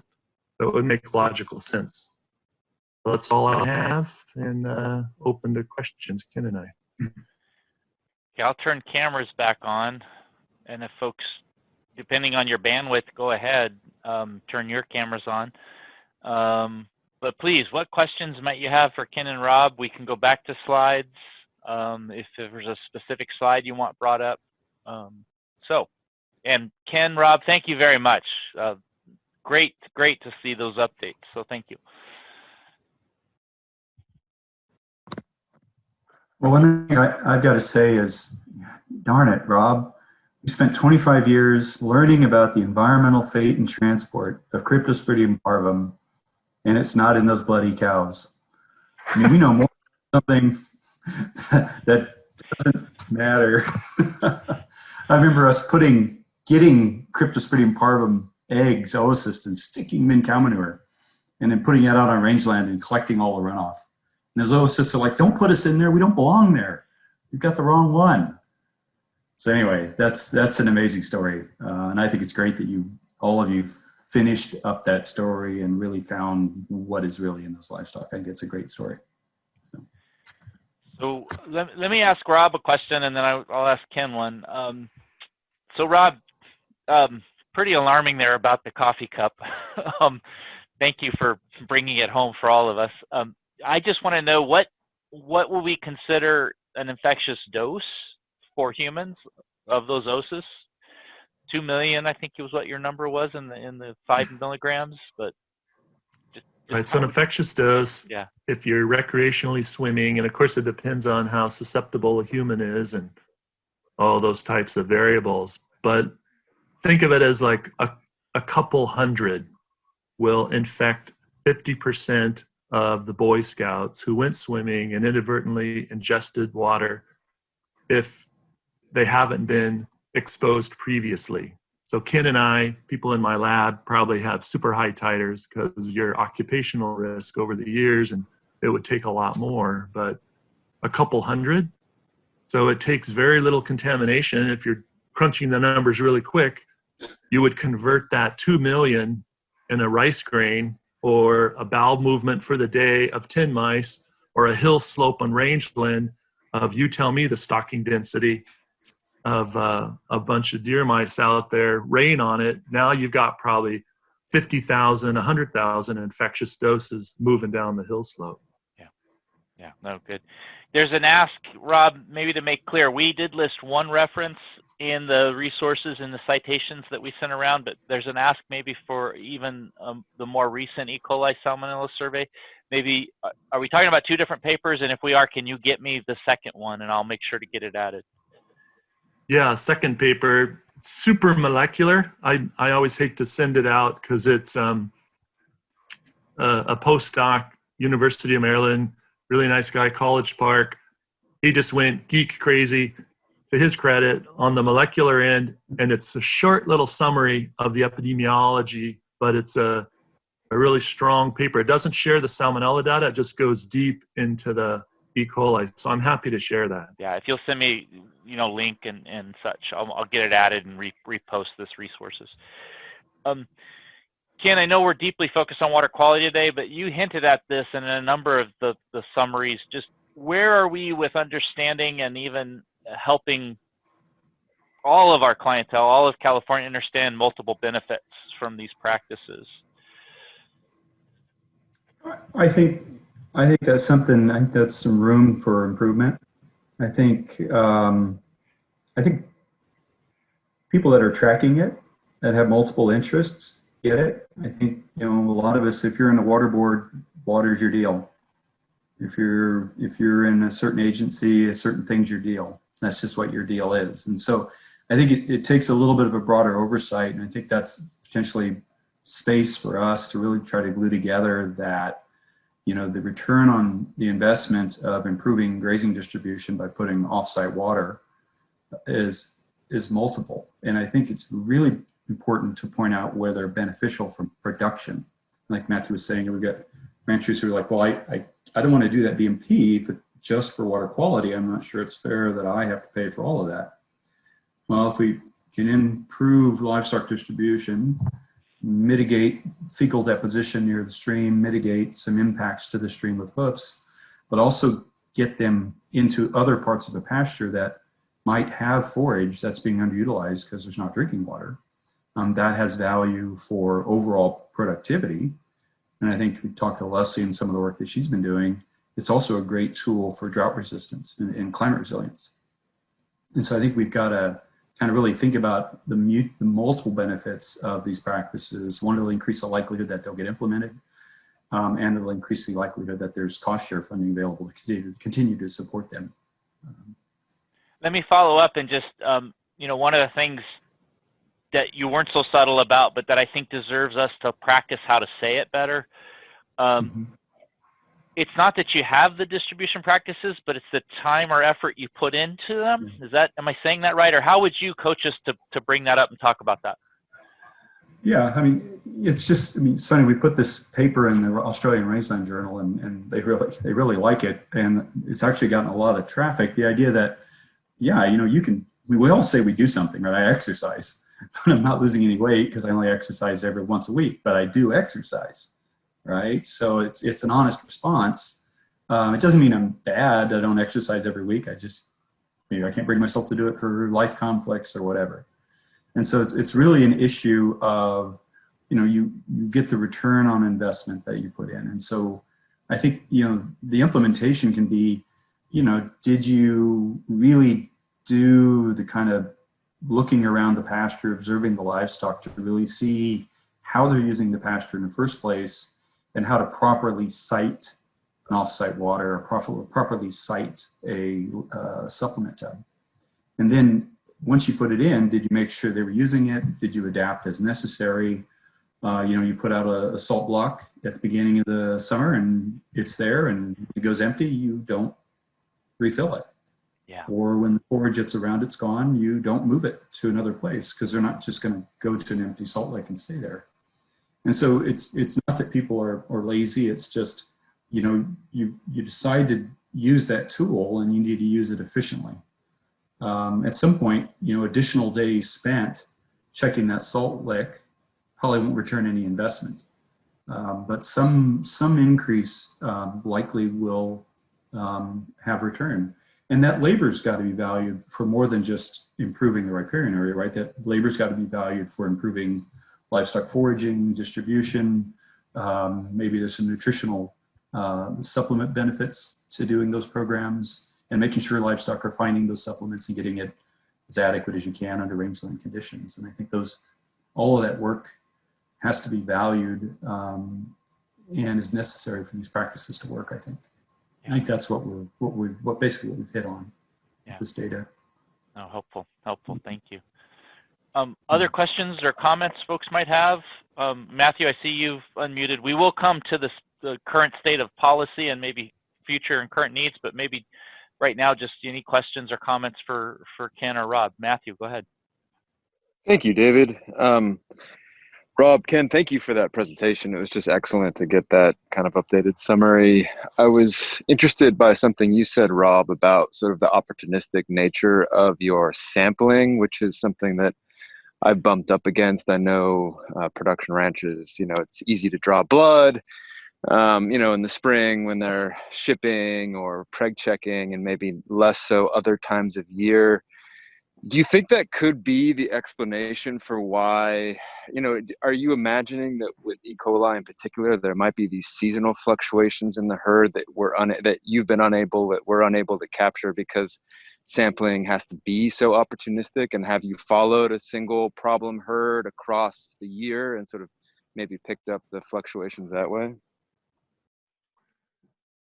Yeah, there's often enough heterogeneity if you're not, limited to one county or one kind of ecological region where a lot of your grazers are within a few months timed in their cycling, whether they're calving out, weaning. When you, like the image I showed you where we're up north coast, down south, there's so much movement, and when people are dropping calves that you get to get samples pretty much every month. And as a consequence, what you don't get is a seasonal longitudinal view of that county or that specific herd. So that's I don't know if it's a criticism, it's a limitation, fair enough. You do see seasonal trends. And so when I forward this paper, you'll see a seasonal trend in the E. coli 0157. Some months or maybe some seasons, it spikes a little bit higher. You're a little nervous as to why. Is it management? Is it the ecology of the pathogen? Is it climate? Is it huddling of cattle? Whatever it is, you're finding it more in the poop. And as a consequence, there's environmental issues, whether it's water, food safety, beef safety. Have we followed a single herd? The only herd we followed monthly, and I'm happy to send that publication, was up at SF Rec. So to their credit, rounded the cattle up. Once a month, we grabbed a fecal sample and mapped it across the year. The biggest finding is that, the prevalence bounces around, but the fingerprint, you'll get a month or two trajectory of one strain, it's gone and a new one's there. And that one's gone. And then another one lasts 4 months, and then that one's gone. There's all this turnover. Then you think, wow, if you find something in water, by the time there's an infected human, get to the doctor, fingerprint it, run up there. I'm going to point at cattle. I know I'm being colorful. It's rare that I get to be colorful because I'm amongst friends and instead of political and muted. That may be 4 or 5 months. I get up there. I'm looking for the little fingerprint. Who out there has it? I'm going to incriminate you. It's already left the herd. It's in your neighbor's herd. Sorry, neighbor. You got the fingerprint today. You get blamed by the regulatory agency. So a lot was learned in that longitudinal study of the rotation of fingerprints, not well appreciated in the extensive livestock community. The feedlot people have documented this also. You get resident strains, turnover strains. So I've warned FDA in an outbreak investigation, just because 6 months later you finally found it in that group, I'm like, it's moved. Most likely it's probably moved. Prove to me it was there the whole time. So we've shared this with CCA and others. Just a fingerprint doesn't mean, so it's the same thing, the analogy, what I give to people is, go to a cul-de-sac, there's been a murder, and there's a knife. And the knife's closest to Ken Tate's house. So the Tates are responsible. but the murderer may have dropped the knife after the incident and threw it toward Dr. Tate to incriminate him. So just because you find the knife near somebody in this circumstance, if we know the isolate moves through the environment, I'm like, well, that's like a temporal bias. Once they got to your herd and they found it in the ranch dog, it's the ranch. I'm like, that's not sufficient enough for me to close the deal and blame that patch of land. You got to prove it's there. I know I'm tough, but these are people's lives we're talking about. So I hope that answers the question. Thank you, Rob. That was a very vivid response. I didn't know we were playing Clue. Okay, other questions, comments, just again about the research updates, and maybe Scott, I see you've... Yeah, thanks, David, and thanks, Rob and Ken, both of your guys' great summaries of the current research status of where things are at. I guess, Rob, a follow-up question, going back to incriminating the rodents.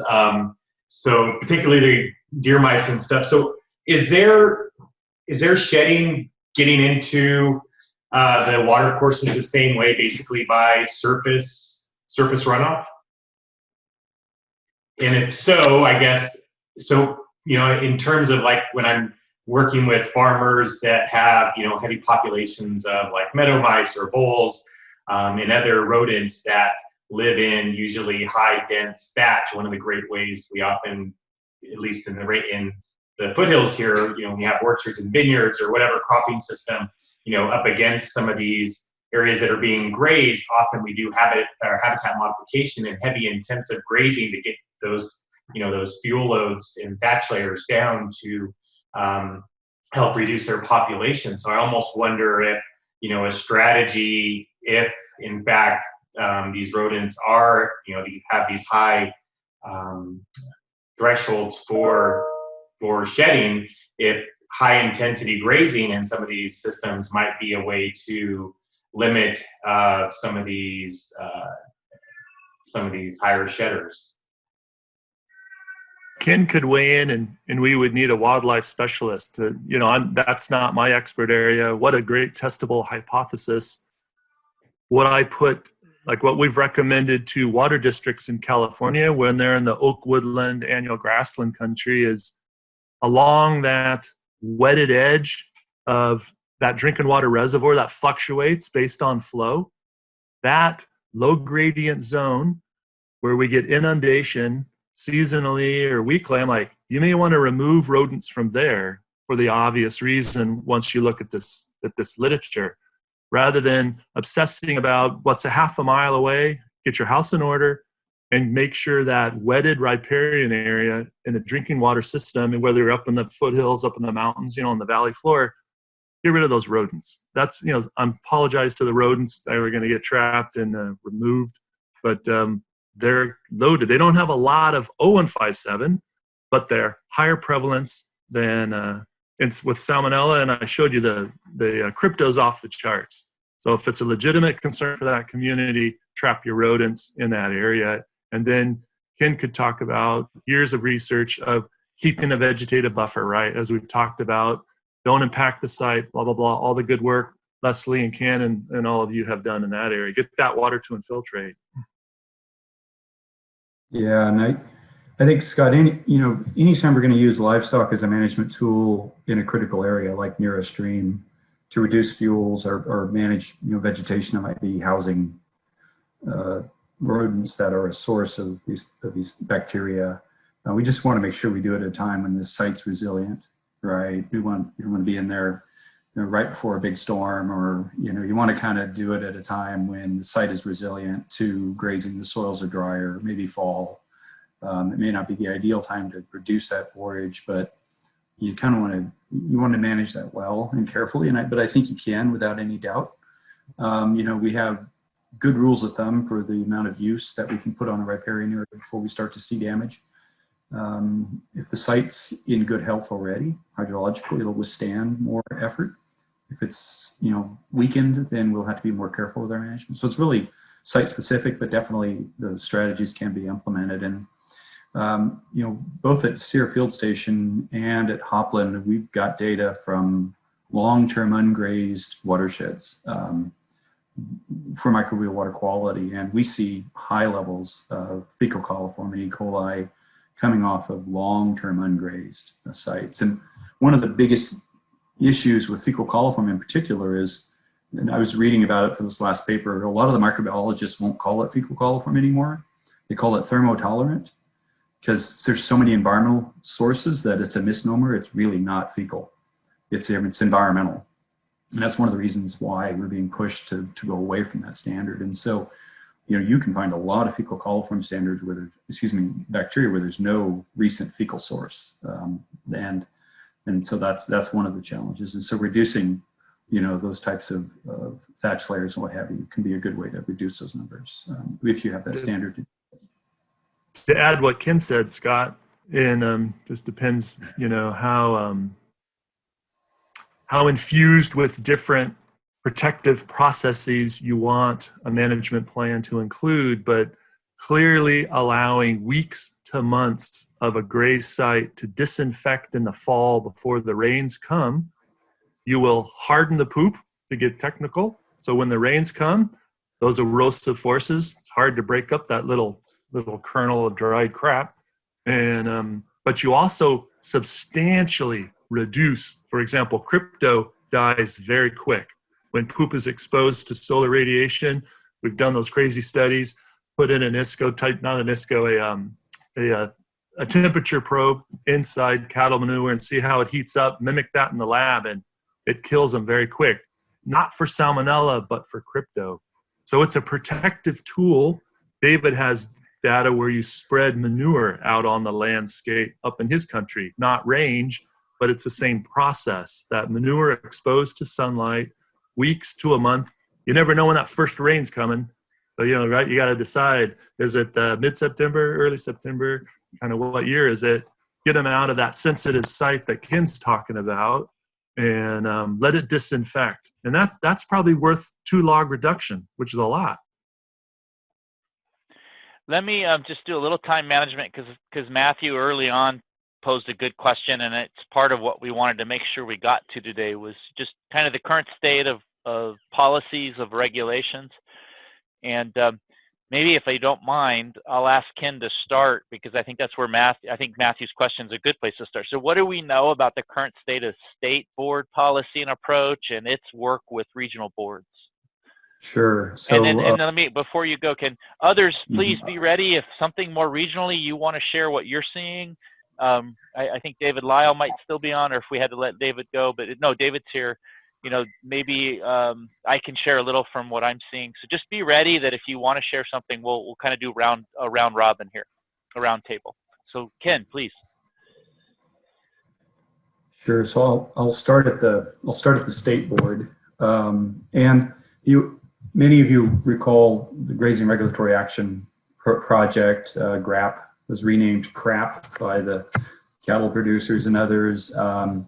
2015, it created a huge upheaval and a kind of a destruction of the relationship between the State Water Board and the industry, and to some extent a lot of us, and just rangeland stakeholders in general. And so the State Water Board stepped in, created a resolution to scrap GRAP, and have done that.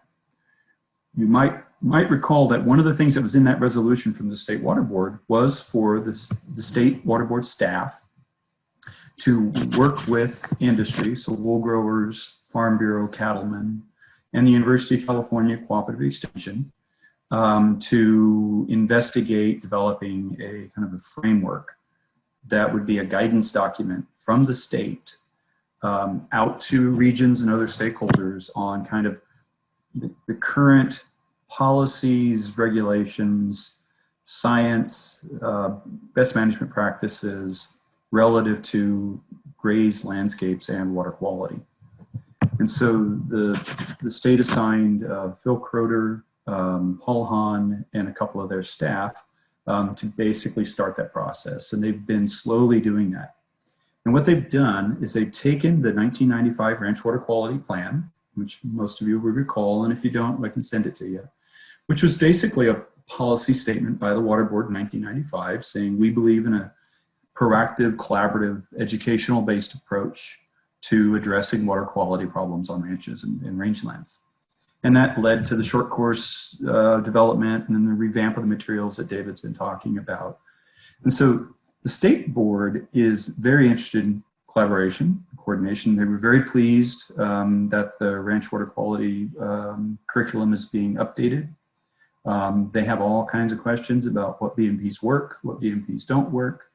Did the same BMPs work on federal public lands that work on private lands? Kind of like, no, a cow's a cow's a cow. I mean, the same practices work, doesn't matter. She doesn't know whose property she's on.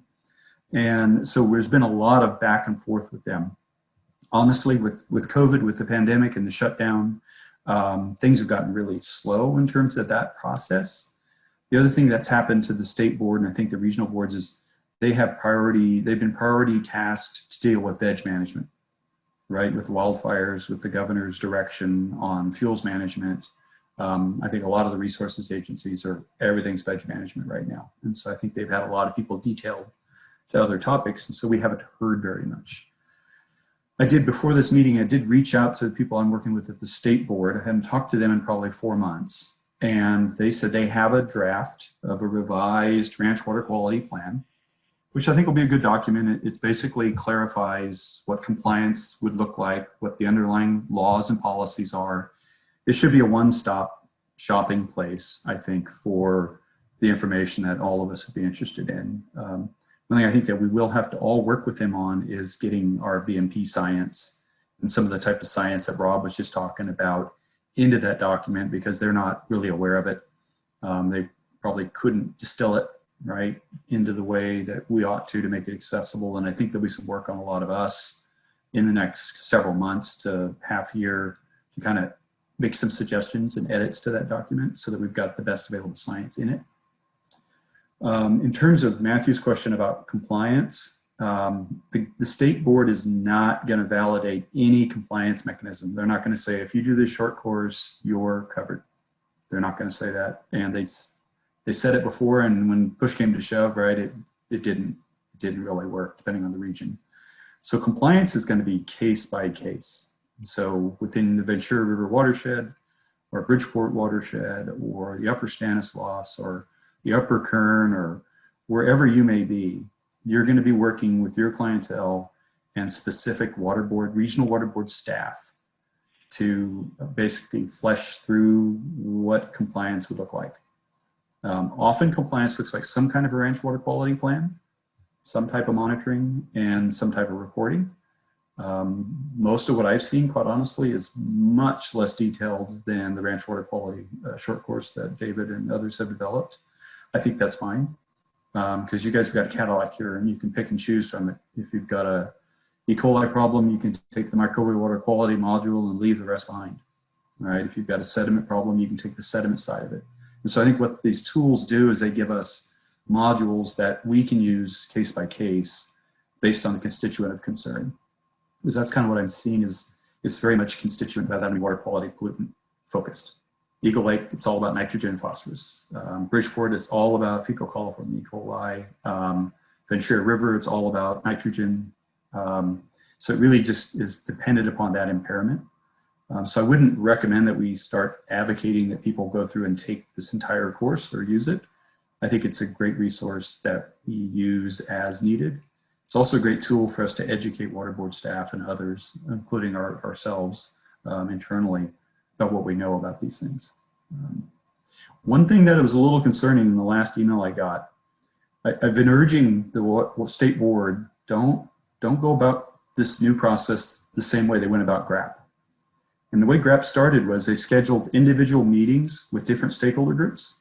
They had a meeting with cattlemen, they had a meeting with the cooperative extension, they had a meeting, which I thought was bad, because then you've got these, they're going to do that again. They were just telling me. And their intent, I think their intent is not to create those types of strife, but we all know our clientele, the cattlemen and wool growers and others, and they're not going to be very trusting about this process.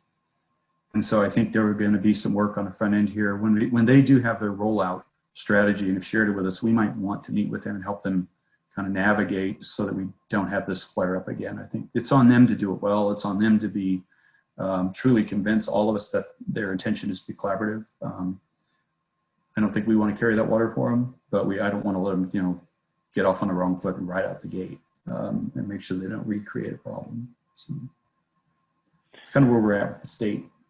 I think, Ken, good overview. Hopefully, Matthew, that answered your question, and thanks for posing it. Ken, I don't know if you want to go a little bit further, maybe a couple minutes on relative to irrigated lands, irrigated pasture in a couple of the different regions, and then I would like to open it up to others that want to share what they're seeing and experiencing. Absolutely. So irrigated lands, so the Central Valley Water Board, as many of you know, we're in the Central Valley, have irrigated lands regulatory program. I think it's on its 15th or 16th year. There's been, for a long time, there's been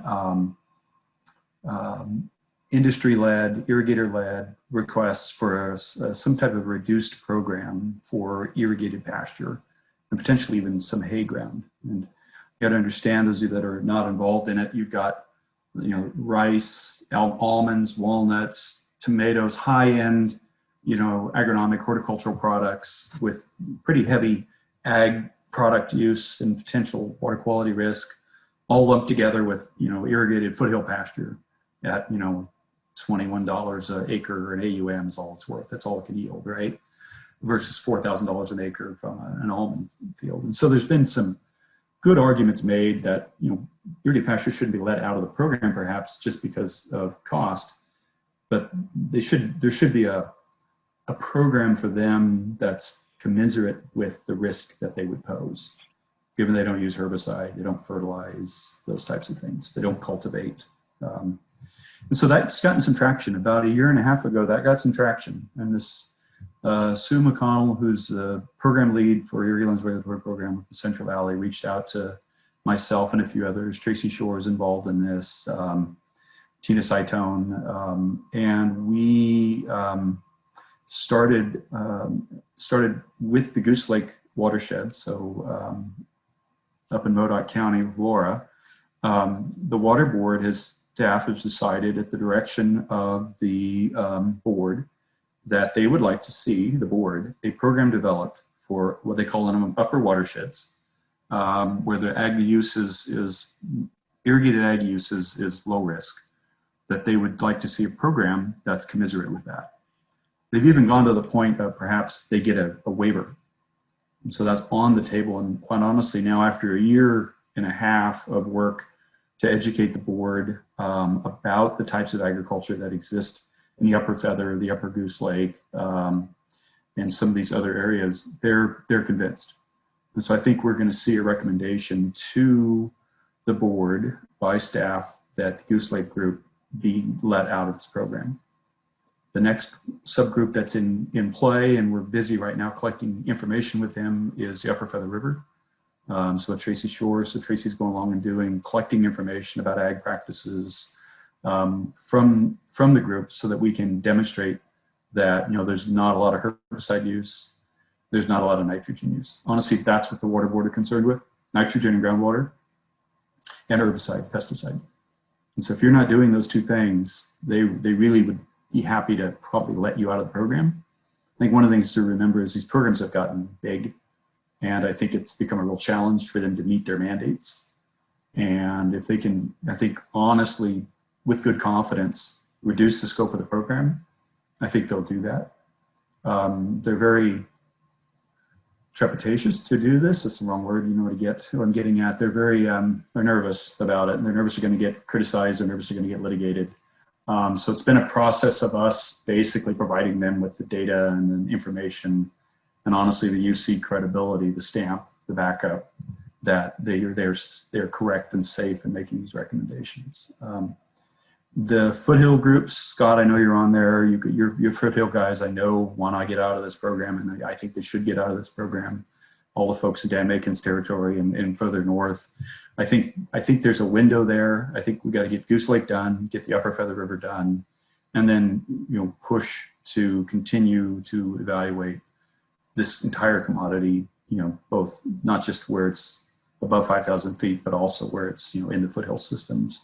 And so there'll be a time when we start coming to you and your clientele to collect the kind of information that we're going to need to make the case to the water board that, no, they're not fertilizing that much. If they are, they're under agronomic demand. So the Central Valley is coming along slowly, but it's coming along. That process is stalled out a bit too with COVID, to be honest with you. I don't know what's going on in Central Coast. Maybe Royce or Dave, you can talk about that.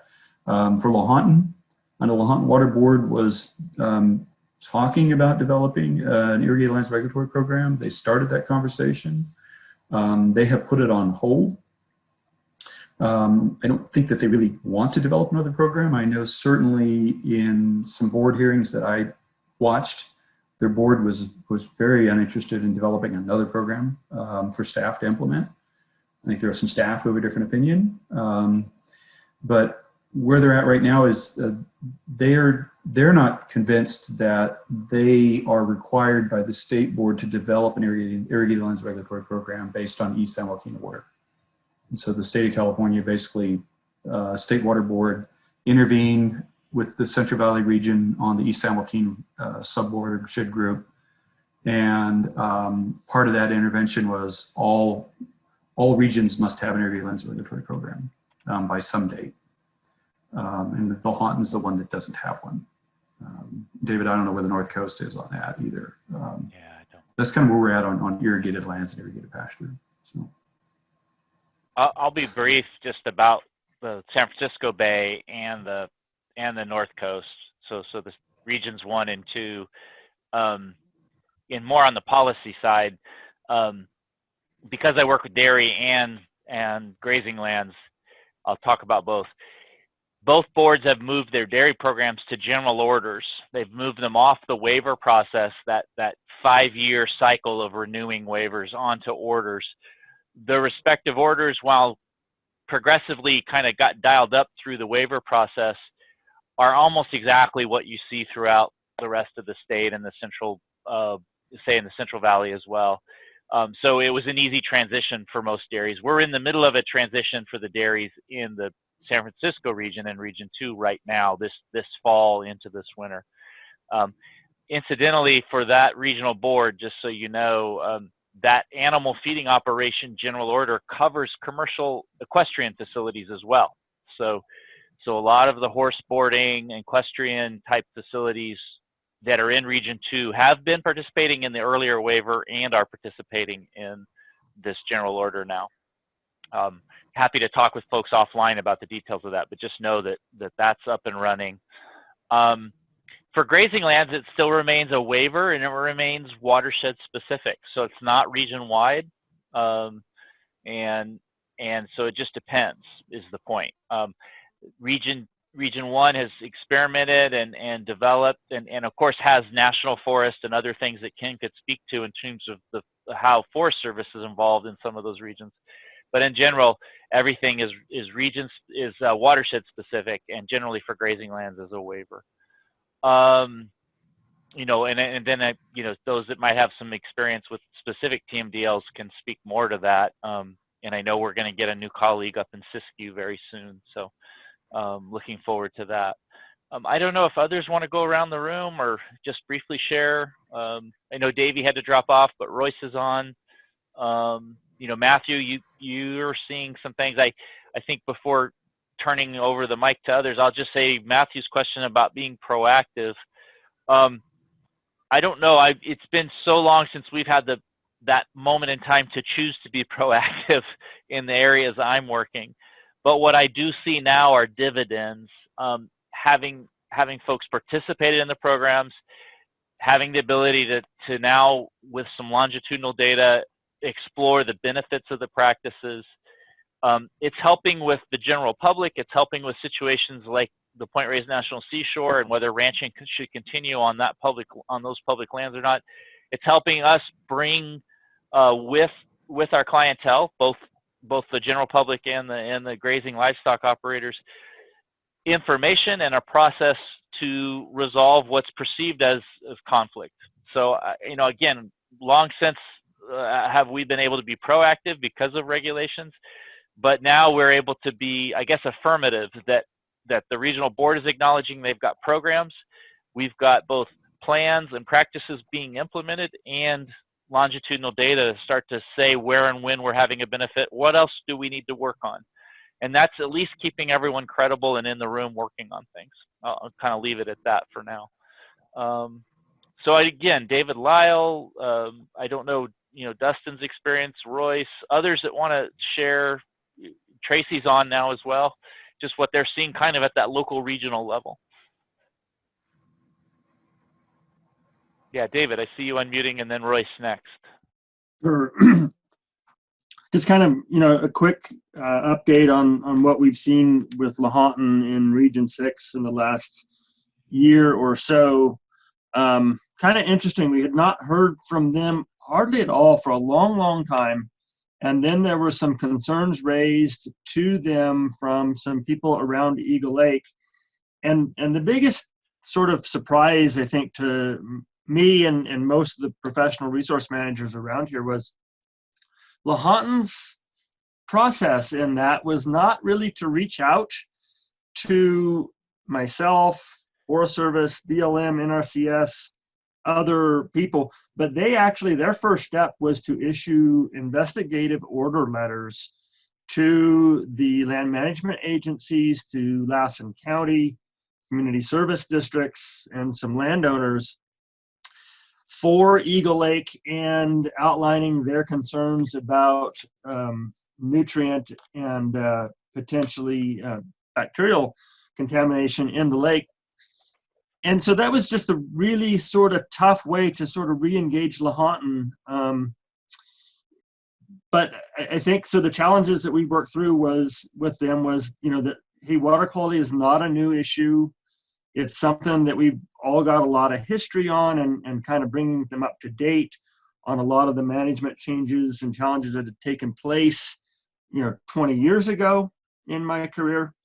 Kind of having to update for our resource folks that, you do need to monitor and document. And I know Ken's mentioned that a couple times on the call today, but that's really important because, as in this case, you always have turnover in personnel and turnover in terms and cycles in terms of what topics are important. And we all tend to get focused on the issue of the day, but then all of a sudden you get, some new concerns raised and questions being asked. And if you haven't been keeping up on the monitoring and documentation of practices and management, I think, it's sort of hard to make that case right away. So we've learned some things in the last year or so. I think we've kind of got things moving in the right direction.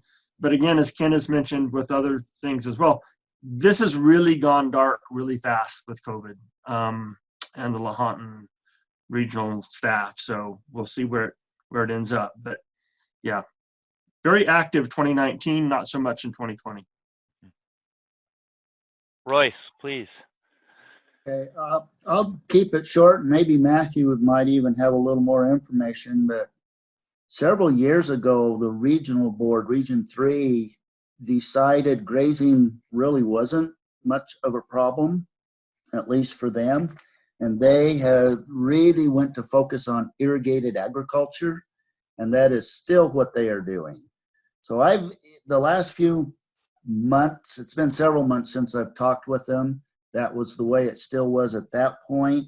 But I'm expecting at any time it's going to roll around and come back, and grazing will all of a sudden be an issue again. So, and kind of Matthew's comment about being proactive and stuff. And of course, we started these short courses and everything 25 years ago, worked really hard with the cattlemen.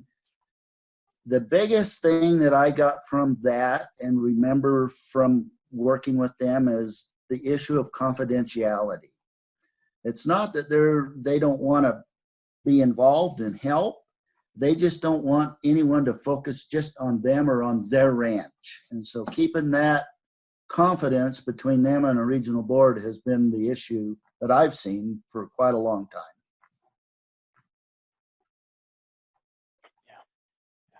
Good point. Yeah, good point. Any other comments along this line? And then maybe got about 5 minutes left. We can stay on a little longer if folks want, but just thinking about next steps, current and future needs. Just we can start to share those a little bit. Ken, I see you unmuted real quick. Go ahead. And then I see Matthew and Tracy as well. Yeah, I didn't mean to preempt. If they've still got questions about where we're at now, they should definitely bring them up. Okay, Tracy, why don't you go and then we'll come to Matthew. So all I was going to say is I think it gets down to relationships and the staff at the water board, and David mentioned the turnover, and having, you know, been at those initial meetings when the irrigated lands program was adopted as a staffer at CCA and seeing it, like Ken said, build into a huge program. I think the staff are looking for solutions. We've had a great relationship with the Region 5 staff. We've been able, before COVID, we were meeting with them every, 3 to 6 months, sitting around a kitchen table at one of the ranchers' houses, taking them out on tours, and they were really willing to learn. One of the things that I pushed a lot with the regional board as part of our survey is we're looking at the pesticide use, but really capturing that information about who is using it, because in our area, a lot of the pesticide use that's being done on private ranches is actually being paid for by the Forest Service. And so for the concern that there is with invasive weeds. And so we did not want this to be organic, certified organic, or some sort of organic certification to be part of this reduced waiver. And so I think that was, just having those conversations and seeing how staff is very receptive. They're wanting to learn. And like Ken mentioned, they do have a lot of respect of cooperative extension and wanting to be part of a solution. And I even saw that on the flip side as being part of the Campfire Water Quality Task Force, of just the perception of the UC sitting around a table with Cal OES and the Water Board and EPA and DWR is, the Water Board kept looking to cooperative extension, whether it be from Rice or Orchards or myself, like for answers to help them with challenges. And so I can't stress enough just the importance of the relationships and getting the staff out in the field, because they are wanting to learn and they're wanting to make changes. Yeah, good point. Yeah, relationships matter. And turnover, we have to, as David explained, you've got to be willing to work through that. Matthew, please.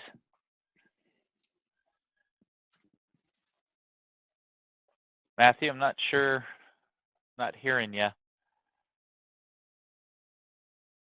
Are you also on with the phone, maybe?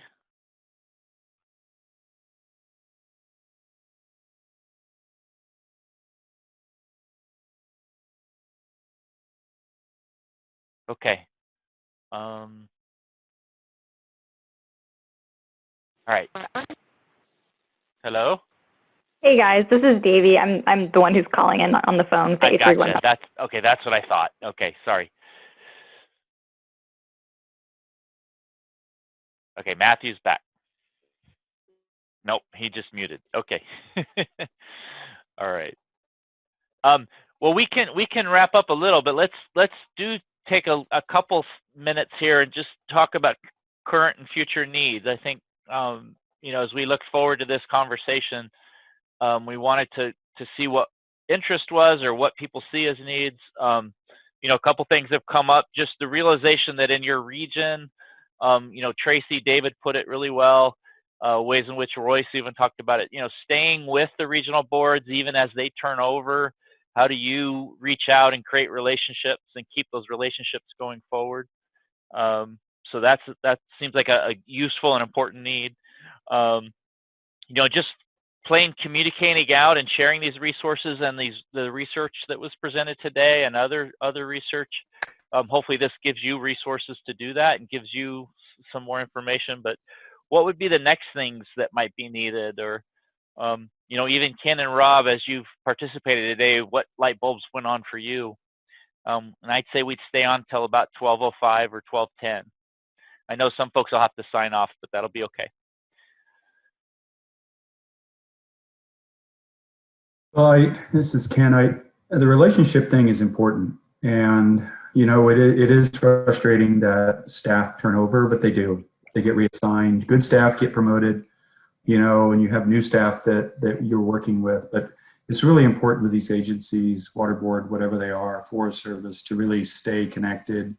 You know, for me at the state level, I need to know what's going on with the state water board in the regions that I'm working with. Same with all the advisors. I think it's really, it's an investment in time, but it's really important, because what I found is when we don't do that, they don't come to us when they have a question, or when we could help them before it's too late to be helped. I think that's good for everybody, and connect them with, you know, the other players, whether it be like David was saying, you should have connected with the local Forest Service and BLM. It would help them a lot, whether it be Lahontan or Tracy being able to connect, you know, producers in Sierra Valley with water board staff. Those are really important aspects of it. So I think that's a burden on us, honestly, to keep those connections alive. I don't think they're going to do it. The other thing is just information. I mean, there is so much that I think we collectively in Cooperative Extension know about this topic that most of these agency staff and the water boards simply don't have the experience in. They don't even know where to go look. And I know we feel like we've outreached, we've extended materials, but it's almost like it needs to be a rolling campaign where you kind of keep it up. That also helps, I think, with us having an identity and then coming to us when there's an opportunity for us to help. Before it's down the road, right? When we can actually make sure science is at the table. It's their job as an agency to determine compliance. It's their job to determine how to implement the regulations. But I think Tracy's right. A good number of them are open to our input. And I think we need to seek those opportunities out. You know, it makes me want to plug a couple videos. So again, in the list of videos is one about the Ranch Water Quality Planning Partnership. A great place just to help people catch up and realize, gosh, this thing's been going on and it's been working for a long time. There's also a nice, almost 12-minute, I think, maybe a little bit longer video about grazing systems in California. So, you know, a way for you to share a resource with a new staffer that may not be familiar with grazing in California. I think Josh Davies, did the grazing one, and Dan Makem did the partnership video. So those are examples of ways you could use the videos and the resources just to do this relationship building. Yeah. I know a number of people are signing off, and we don't need to belabor this, but if other ideas, current and future needs, research needs come to mind, opportunities to partner and work with each other, hopefully this call creates a network. Again, this has been recorded, and we will post this through both the rangelands list distribution, and thank you to Leslie that can help us do that, and then similarly Allison Van Enneman and the livestock distribution list. We'll get the link out to everybody so that you'll have this for future reference. Anything else, just for the good of the order? Rob, Ken, David, Lyle, anything make sure we cover or don't you want to add? Okay. All right. Well, hearing none, thank you all, and hope you all have a good rest of your day. Thanks for staying with us a little bit past 12 noon. Thank you for putting this on. Thanks, David. Yeah, thanks, Dave, for organizing. Great job. Thanks, everybody. Indeed. Take care, everybody.